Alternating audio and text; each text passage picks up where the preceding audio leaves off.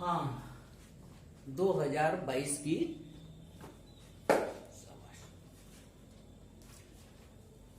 Hello student and teachers, ज्यादा formalities ना करते हुए सीधा सीधा हम इनके सॉल्यूशन पे आते हैं और ये बताते हैं कि आज का वीडियो क्यों है।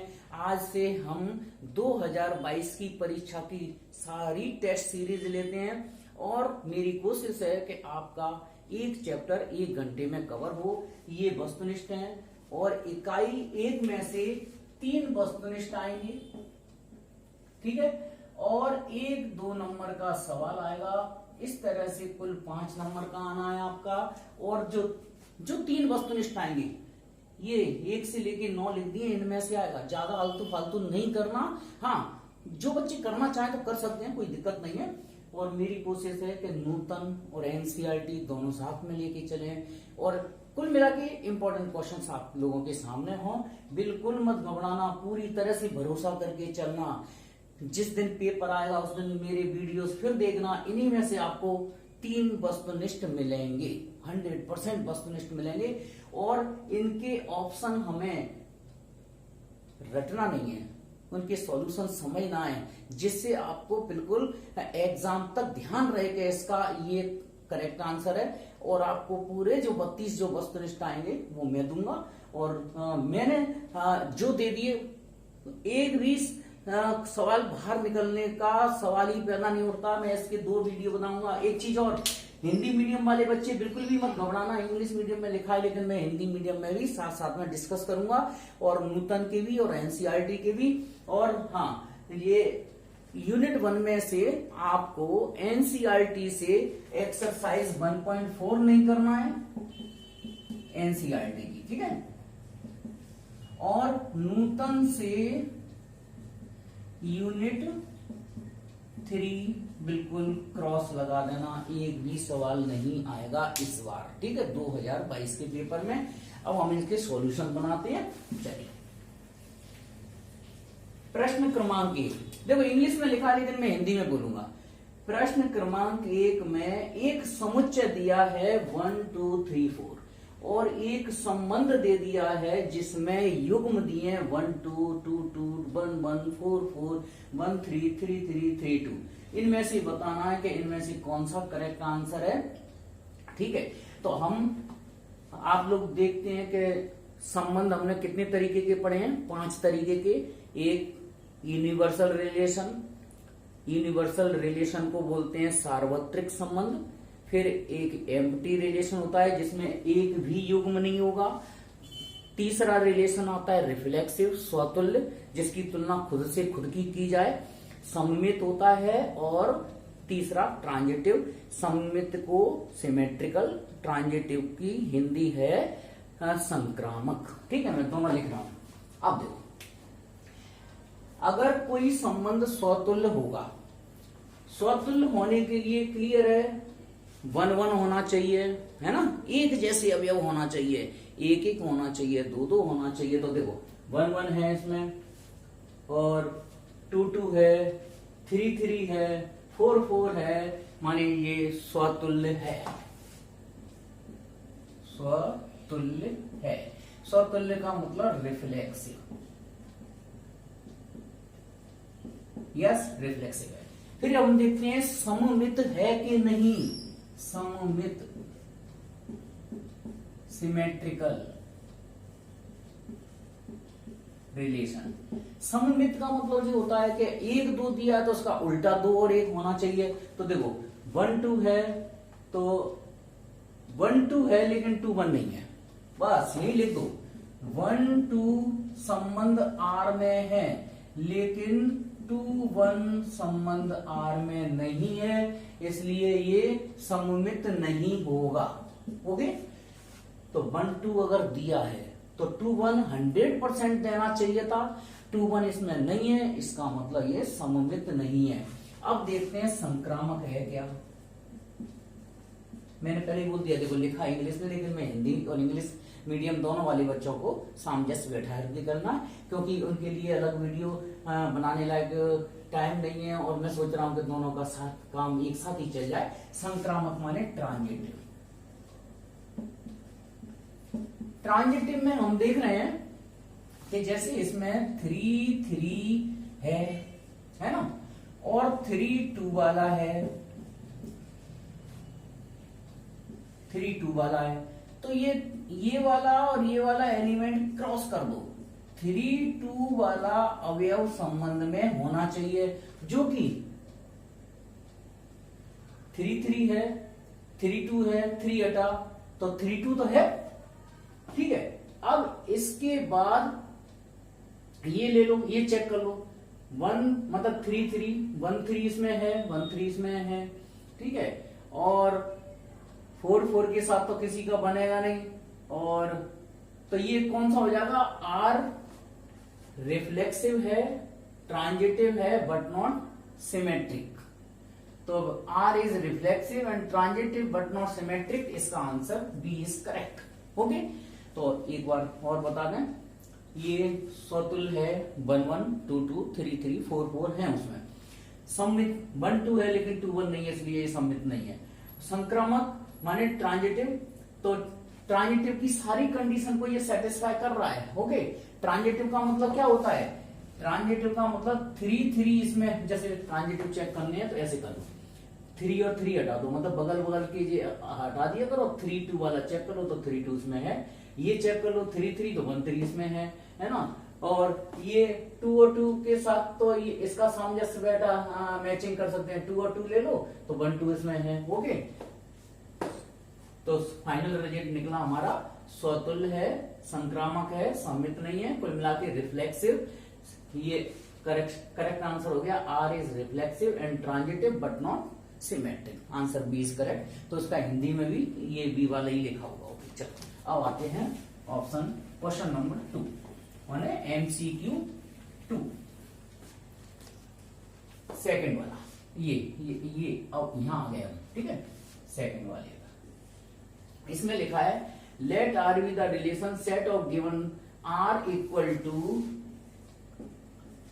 ए बी, मतलब ये संबंध आर ये दिया है, a बराबर b माइनस 2 और b का मान 6 से बड़ा। अब ध्यान से देखना, इसके हम विकल्पों से ही, मतलब ऑप्शंस दिए हैं उन्हीं से हम आंसर मैच करेंगे। तो देखो 2 और 4 तो आंसर हो ही नहीं सकता किसी भी हालत में, क्योंकि क्यों नहीं हो सकता, इसमें लिखा है b का मान, माने दूसरे वाले अवयव का मान 6 से बड़ा होना चाहिए, और जी कितना है 4 है, तो इसका मतलब ऑप्शन ए तो है नहीं। ओके, अब देखते हैं 3 8 चेक करते हैं, देखो कैसे चेक करते हैं। दूसरा ऑप्शन है इसका 3 8, प्रश्न क्रमांक 2 चल रहा है, ठीक है।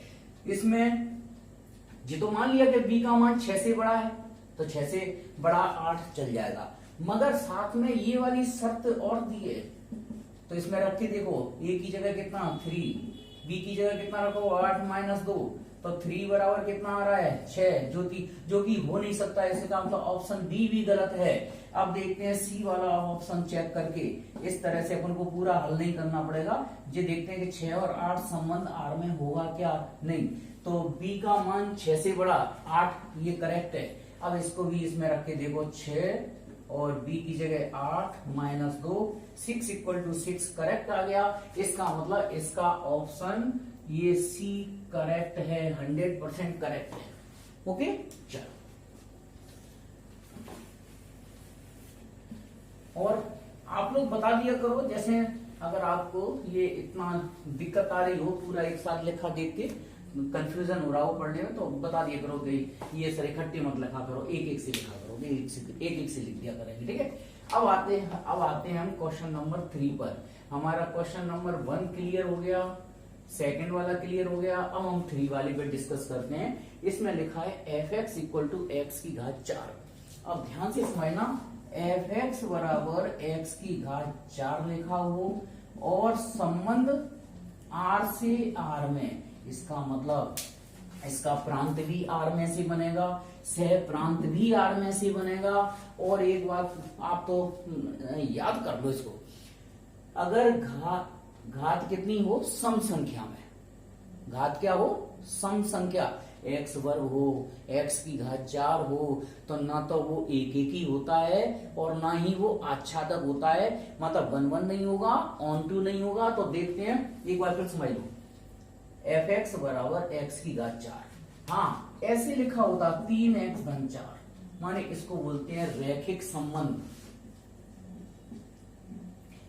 ये रैखिक संबंध हमेशा और हर संख्याओं के लिए क्या होगा, एक एक ही और आच्छादक होगा, मगर x की घात 4 सम संख्या हो x पर, ठीक है, सम फलन भी हो तो भी वो वास्तविक संख्या से वास्तविक संख्या में ना एक एक ही होगा ना आच्छादक होगा, माने neither is 1 1 nor is nor on to.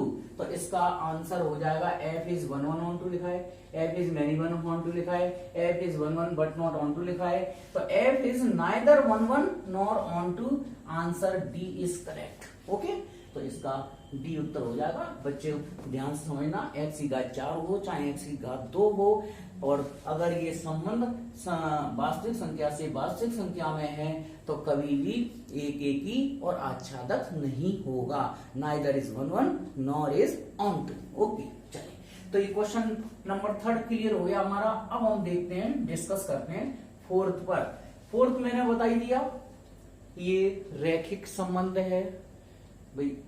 रैखिक क्यों है, y बराबर 3x, ग्राफ खींचते हैं तो सरल रेखा आती है, क्लास 10th से हम लोग पढ़ रहे हैं इसको। तो रैखिक हमेशा हर नंबर के लिए, यहाँ r से r हो, n से n, नेचुरल से नेचुरल हो, चाहे पूर्णांक से पूर्णांक हो, z से z हो, एक एक ही और आच्छादक होगा। तो इसका ऑप्शन, हाँ, choose the answer option S previous. इसमें f इज 1 1 ऑन टू, तो अगर ये सारे ऑप्शन लिखे हों तो f इज 1 1 ऑन टू, एक एक ही आच्छादक लिख दिया जाएगा। क्या है मतलब, तीसरे का आंसर क्या लिख देंगे। मैंने जगह कम होने के कारण उसके विकल्प नहीं लिखे हैं, तो रैखिक क्या लिखा है, F X equal to 3x plus 4 भी हो तो भी, तो F X equal to 3x है, तो वो क्या होगा 1 1, हिंदी में लिख दें, चलो ठीक है, इंग्लिश में भी देख लो, 1 1 ऑन टू, माने एक एक ही आच्छादक। तो हमेशा देखना, रैखिक हो तो हमेशा 1 1 ऑन टू लिखो। बताओ, चलिए,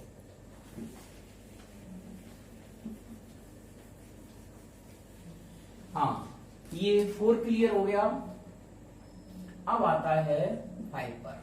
ये R से R में है क्या संबंध, मतलब फलन, एफ आर से आर में है, और फलन दिया है तुम्हारा F X equal to 3 minus X की घात 3 की पावर 1/3। ठीक है, अब आपको ये बताना है कि एफ ओ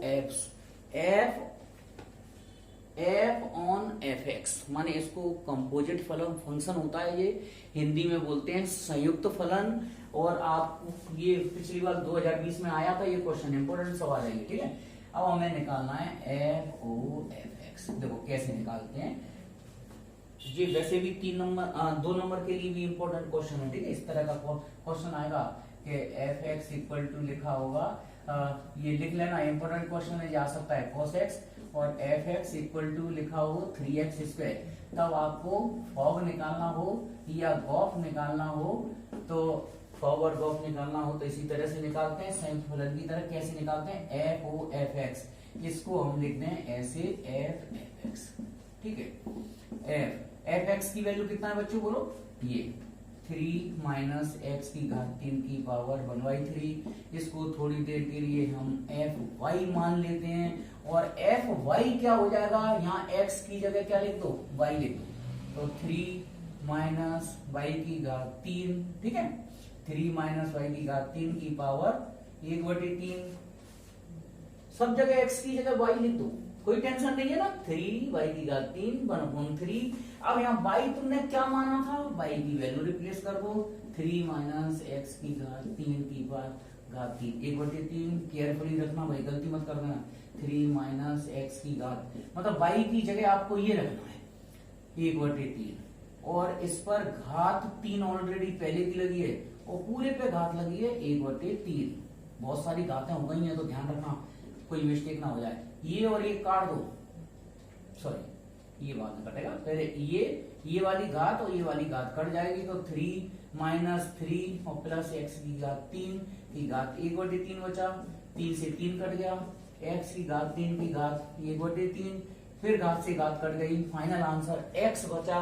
तो जिस संयुक्त फलन का आंसर आइडेंटिटी, मतलब इसको हम बोलते हैं आइडेंटिटी फंक्शन, अगर आंसर केवल x आए तो उसको आइडेंटिटी फलन, एकांक फलन बोलते हैं, इकाई फलन बोलते हैं। और इसमें हमेशा f o f x कितने के इक्वल आया, x के, तो एक दूसरे के जो प्रतिलोम भी कहलाते हैं। इस दो फलनों का संयुक्त फलन अगर इकाई फलन आता है, आइडेंटिटी फंक्शन आता है, तो 100% ये एक दूसरे के क्या होते हैं, प्रतिलोम, एक दूसरे के इनवर्स होते हैं। तो कभी पूछ लें कि इसका इनवर्स क्या होगा, तो यही होते हैं, ठीक है। माने f(x) का इनवर्स भी इतना ही होगा। ओके, चलिए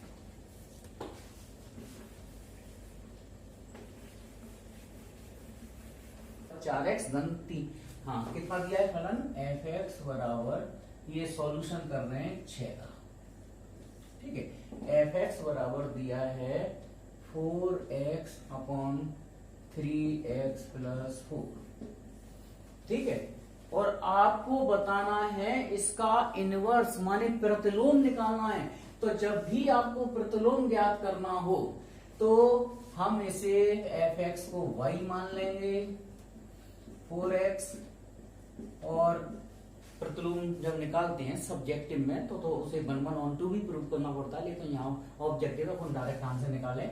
इसका क्रॉस मल्टीप्लाई करो, 3xy plus 4y equal to 4x। f(x) को हमने y माना, ठीक है। अब ध्यान से देखना, f(x) को हमने y माना, इसको सॉल्व करके हम x की वैल्यू अलग कर लेंगे और x को ही हम क्या बोलते हैं, प्रतिलोम फलन, इनवर्स, ठीक है। तो यहां से x हमें अलग करना है, तो 4y equal to 4x, x के फंक्शन एक साइड कर लो, तो 4y, यहां से x कॉमन कर लो, तो 4 माइनस 3y, तो यहां से x की वैल्यू आ गई 4y upon 4 minus 3y equal to x, और x को ही हम बोलेंगे इनवर्स फंक्शन। और यही आप आंसर में देखें, हाँ इसकी जो रेंज निकालना होता है, तो रेंज क्या निकल के आई इसकी, सभी वास्तविक संख्याएं केवल किसको छोड़कर, 4/3 को छोड़कर, ठीक है। वही इन्होंने यहाँ लिख दिया है। तो इतना सारा लिखा है, कोई टेंशन वाली बात नहीं है। इसका प्रतिलोम r-4y3, मतलब इसकी जो रेंज है वो ये है, और इन्होंने भी रेंज इतना ही दी है। थोड़ा सा यहाँ मिस प्रिंट है, इन्होंने मिस्टेक करेक्शन कर लेना, ये माइनस नहीं होगा प्लस का ही होगा। और हमारा ऑप्शन करेक्ट कौन सा है, 4y upon 4 minus 3y, 4y upon 4 minus 3y, gy 4y की तरह 4 minus 3y, B option is correct, ठीक है। बी आंसर करेक्ट है इसका, ठीक है। तो आपको जब भी प्रतिलोम निकालना हो, इनवर्स निकालना हो, f(x) लिखना, f(x) को y सपोज किया, तो अगर मैं इसको सॉल्व करके x की वैल्यू अगर निकाल लेता हूं, तो x को ही हम f इनवर्स x बोल दे देते हैं। f इनवर्स x ये y का फंक्शन है, तो इसे f इनवर्स y बोल दो, कोई दिक्कत नहीं है। अगर हम x हटा दें, सब y हटा दें, सब जगह x कर दें, तो अभी हम 4x upon 4 minus 3y equal to f inverse x बोल सकते हैं, ठीक है। वेरिएबल चेंज कर सकते हैं फंक्शन में, भाई f(x) लिखा है तो हम यहाँ x की वैल्यू कुछ भी रिप्लेस कर सकते हैं, तो x की जगह हम y लिख सकते हैं, z लिख सकते हैं, कुछ भी लिख सकते हैं, लेकिन यहाँ जो वैल्यू रिप्लेस करेंगे वही वैल्यू यहाँ रिप्लेस करनी पड़ेगी। इस तरह से ऑप्शन हमारा बी हो जाता है। तो प्रतिलोम फलन भी निकालने आ जाए तो आप लोग ऐसे ही निकाले आना, ठीक है।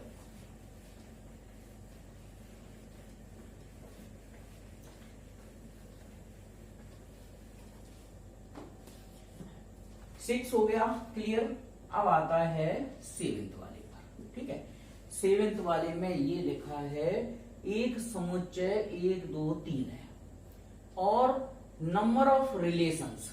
पहले मैं ये और क्लियर कर दूं, सॉल्यूशन साथ में समुच्चय दिया है 1 2 3, ठीक है। इसके सार्वत्रिक संबंध बनेगा a क्रॉस a, माने उसमें होंगे 9 अवयव, 1 1 1 1 1 2 1 3, मतलब कुल मिला के 3 1 कितने निकलते हैं एक क्रॉस ए करके। 11th क्लास में पढ़ा होगा, अब इतना नहीं बता रहे क्योंकि सारे लिखने पड़ेंगे। चलो लिख देते हैं, कितने बोलो, 1 1 1 2, एक बार और लिख लो 1 2 3, माने 1 को 1 के साथ लिखो, फिर 1 को 2 के साथ, फिर 1 को 3 के साथ, फिर 2 को 1 के साथ, फिर 2 को 2 के साथ, और 2 को 3 के साथ, 3 का 1 के साथ, 3 का 2 के साथ, और 3 का 3 के साथ। इस तरह से 9 बनेंगे, 9 युग्म बनेंगे, 9 ऑर्डर्ड पेयर्स बोलते हैं इनको, 1 2 3 4 5 6 7 8 9। तो अगर इसमें 3 अवयव हैं तो कुल कितने युग्म बनते हैं, n a क्रॉस a, माने हो गया 3 गुणा 3, कभी आ जाए विकल्प वस्तुनिष्ठ में तो 9 हो गए। अच्छा, कुल संबंध कितने बनेंगे ये भी पूछ लिया जाए। कुल संबंध निकालने का फॉर्मूला है 2 की घात n का वर्ग, माने 2 की घात n 3 का वर्ग, 2 की घात 9, मान लीजिए आ जाएगा 512। 512 संबंध बनेंगे इसके, ठीक है। और 512 संबंध कैसे बनेंगे पता है, एक एक ले लिया। अब एक एक के साथ मान लो इसको भी ले सकते हैं, इसको भी ले सकते हैं, माने पहले तो सारे एक एक एक सिंगल सिंगल ऑर्डर पे ले लें, फिर 2 2 ले लें, फिर 3 3 ले लें, फिर ये 1 1 के साथ इसको ले लो, 1 1 के साथ इसको भी ले सकते हैं। इस तरह से 512 संबंध बनेंगे। अब 512 संबंध में से वो ये पूछ रहे हैं इस सवाल के लिए खास तौर पर, ऐसे कितने संबंध होंगे जिसमें क्या 1 2 और 1 3 तो होना चाहिए, ठीक है। अब मैं सॉल्यूशन स्टार्ट कर, ये तो बेसिक बता दिया, अब यहां से चालू कर। हाँ,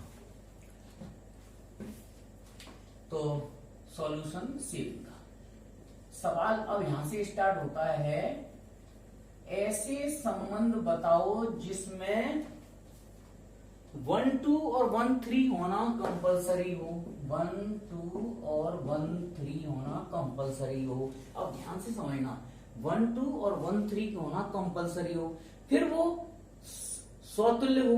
अब स्वतुल्य होगा इसका मतलब इसमें 1 1 होना चाहिए, 2 2 होना चाहिए, 3 3 होना चाहिए स्वतुल्य के लिए। सममित भी हो, माने रिफ्लेक्सिव भी हो, सिमेट्रिक भी हो।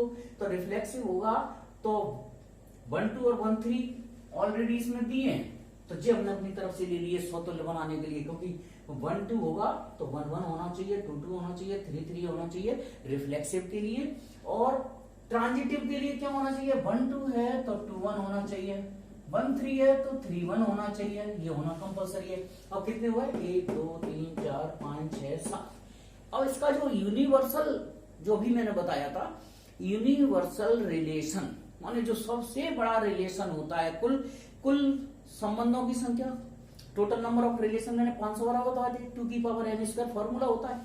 तो 512 में से आपको वो संबंध छांटना है जो स्वतुल्य हो, सममित हो, लेकिन संक्रामक नहीं हो। तो देखो, मैं अगर इसको यहीं एंड कर दूं तो ये स्वतुल्य है, सममित है, संक्रामक नहीं है। संक्रामक क्यों नहीं है उसका कारण देख लो। इसमें जैसे 2 1 संबंध में है, ठीक है, 1 3 भी संबंध में है 1 और 1 हटा तो 2 3 संबंध R में नहीं है, इसलिए ये संक्रामक नहीं है, संक्रामक नहीं है, मतलब नॉट ट्रांजिटिव। तो ये क्लियर समझ में आ गया होगा। ये अगर इतने ही युग्म लें किसी संबंध में तो वो स्वतुल्य होगा, सम्मित होगा, मगर संक्रामक नहीं होगा। तो केवल एक ही संबंध ऐसा मिलेगा जिसमें 1 2 1 3 हो। तो कौन सा वाला संबंध, जिसमें 2 3 हटा दिया है। अब 2 3 हटाया तो 3 2 हटाना पड़ेगा, क्योंकि सम्मित तो लेना पड़ेगा। तो ये वाले एलिमेंट्स अगर छोड़ दिए जाएं यूनिवर्सल में से, तो ये वाला जो संबंध बनेगा वो स्वतुल्य होगा, सम्मित होगा, लेकिन संक्रामक नहीं होगा। इसलिए हमारा ऑप्शन क्या हो गया, ओनली, केवल एक ही संबंध होगा। ठीक है। अच्छा, इसी से मिलता जुलता क्वेश्चन नंबर 8 है।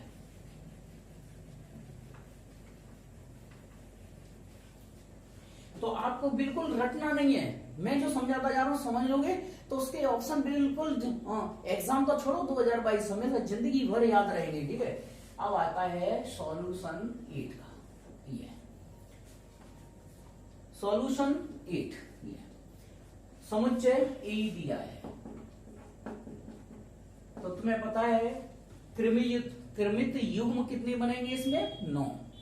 मतलब इसका सार्वत्रिक संबंध होगा, जो अभ्यास बताया था, 9 बनेंगे। और कुल संबंधों की संख्या कितनी होगी, 512। 512 एक बार फिर लिखे, कुल युग्म माने सबसे बड़ा संबंध, ग्रेटेस्ट रिलेशन, सबसे बड़ा संबंध बोलते हैं। तो बड़ा संबंध, या सार्वत्रिक भी बोल सकते हैं इसको, सार्वत्रिक संबंध या यूनिवर्सल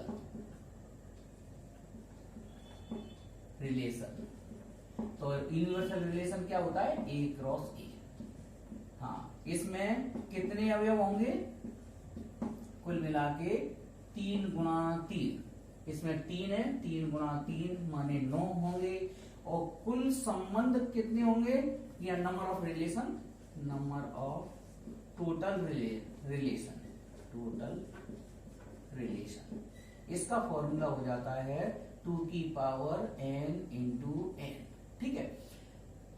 हिंदी लिखते हैं इसकी, कुल संबंध, कुल संबंधों की संख्या।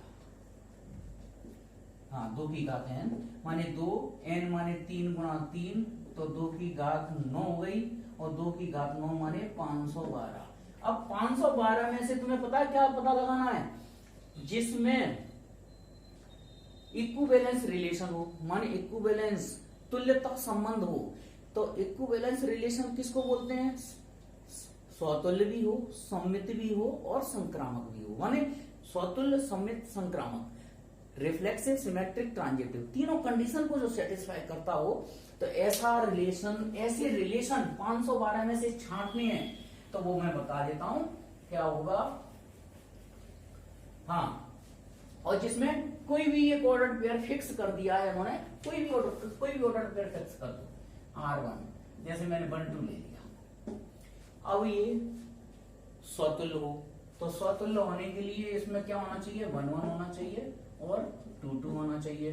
तो ये स्वतुल्य भी हो गया, सम्मित भी हो गया, संक्रामक भी हो गया, क्योंकि 1 2 है तो 2 1 भी लेना पड़ेगा, है ना। बस ये हो गया सबसे छोटा,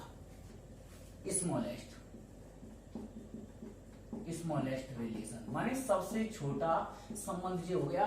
देखो 1 2 है, अब 1 2 है तो 1 1 स्वतुल्य के लिए 1 1 करना पड़ेगा, 2 2 करना पड़ेगा। सम्मित के लिए 1 2 है तो 2 1 करना पड़ेगा। अब ये ट्रांजिटिव तो ऑलरेडी हो ही जाएगा सबके लिए। 1 2 ले लो इसके बगल में, तो 1 2 ऑलरेडी, 1 1 के साथ में तो कोई पेयर बन नहीं रहा, ये बन जाएगा, तो 1 1 हट जाएगा, तो 1 2 इसमें ऑलरेडी है। मतलब ये सम्मित है, स्वतुल्य है, संक्रामक है, रिफ्लेक्सिव है, सिमेट्रिक है, ट्रांजिटिव है।